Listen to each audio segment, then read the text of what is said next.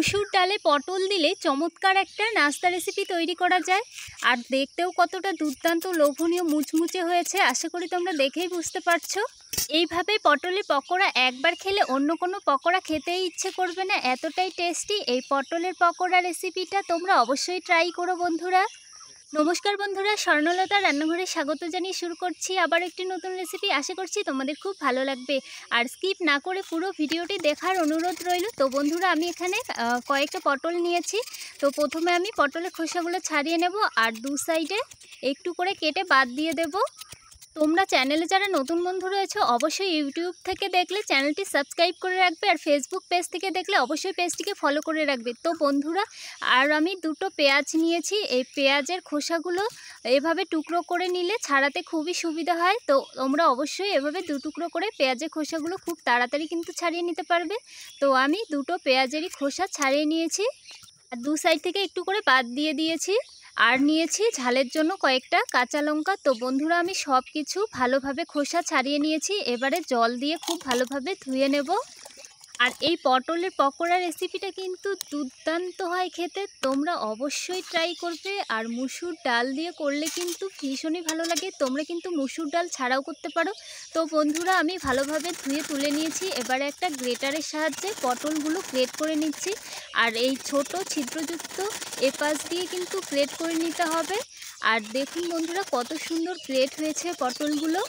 আর পটল দিয়ে তো তোমরা অনেক কিছুই খেয়েছো, কিন্তু এই পকোড়া রেসিপিটা একবার ট্রাই করো, আমার অনুরোধ রইল, ভীষণই ভালো লাগবে খেতে। আর এই বৃষ্টির সময় কিন্তু এরকম মুখরোচক পকোড়াগুলো খেতে দুর্দান্ত লাগে। আর এই পটলের দানাগুলো ফেলে দিতে হবে, ফেলে দিলে খুব ভালো লাগে খেতে। তো বন্ধুরা, আমার সবগুলো পটল গ্রেট করে নেওয়া হয়ে গেছে। তো আমি এখানে 3টে পটল গ্রেট করে নিয়েছি, আর এখানে পেঁয়াজ কুচিয়ে নেব, আর ঝালের জন্য 4টে কাঁচা লঙ্কা নিয়েছি। তোমরা তোমাদের পছন্দ অনুযায়ী ঝালটা ব্যবহার করবে, আর পেঁয়াজ একটু বেশি করে দিলেই কিন্তু যে কোনো পকোড়ায় খেতে ভালো লাগে। তো একদম কুচি কুচি করে কিন্তু এভাবে পেঁয়াজগুলো কেটে নিতে হবে। তো বন্ধুরা, আমি দুটো পেঁয়াজই কিন্তু খুব ছোট ছোট টুকরো করে কেটে নিয়েছি। এবারে লঙ্কাগুলো সেমভাবে কুচি করে কেটে নিতে হবে। তো বন্ধুরা, পেঁয়াজ আর লঙ্কা কুচি একটা প্লেটের মধ্যে আমি তুলে সাইডে রেখে দিয়েছি, আর গ্রেট করা পটলগুলো আমি একটা পাত্রে নিয়ে নিয়েছি। আর আগে থেকে আমি মুসুর ডালটা ভিজিয়ে রেখেছিলাম, দেখো খুব সুন্দর ভিজে গেছে। এবারে আমি পেস্ট তৈরি করে নেব। আর এদিকে আমি কিছুটা পরিমাণ আতপ চালও ভিজিয়ে রেখেছিলাম, এটাও একই সাথে পেস্ট করে নেব। আর এই আতপ চাল বাটা দিলে কিন্তু ক্রিস্পিও হয়, আর খেতেও ভীষণ টেস্টি হয়। তো বন্ধুরা, আমি এই গ্রেট করে রাখা পটলের মধ্যে দিয়ে দেব পেস্ট করে রাখা মুসুর ডাল। তোমরা কিন্তু মুসুর ডাল ছাড়াও করতে পারো, আতপ চালের গুঁড়ো দিয়ে বা কর্নফ্লাওয়ার দিয়ে।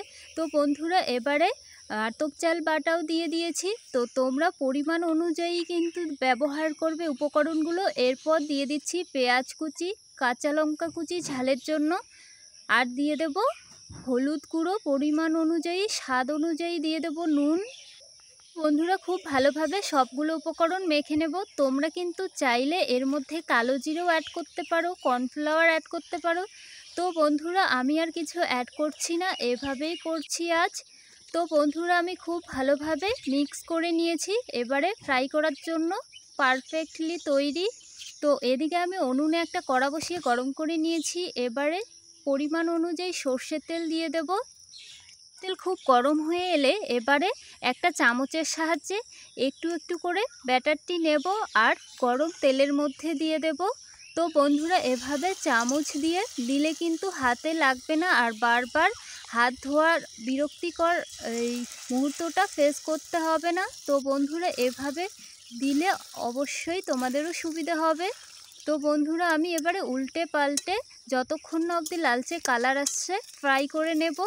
তো বন্ধুরা, আমি সবগুলো পকোড়া উল্টে দিয়েছি, আর দেখো কত সুন্দর একটা কালার চলে এসছে। এই সময়ই কিন্তু তুলে নিতে হবে, এর থেকে বেশি ফ্রাই করবে না, নয়তো পুড়ে যাবে। তো বন্ধুরা, আমি একটা হাতার মধ্যে, ছিদ্রযুক্ত হাতার মধ্যে সবগুলো পকোড়া তেল ঝরিয়ে তুলে নিয়েছি, আর প্লেটের মধ্যে নামিয়েও নিয়েছি। আর সেমভাবে বাকি পকোড়াগুলোও আমি দিয়ে দেব আর ফ্রাই করে নেব। তো বন্ধুরা, আমি সবগুলো দিয়ে দিয়েছি। সেমভাবে আমি লালচে কালার করে ফ্রাই করে তুলে নিয়েছি। আর দেখো প্রত্যেকটা পকোড়াই কিন্তু দুর্দান্ত কালার হয়েছে আর কতটা ক্রিস্পি হয়েছে।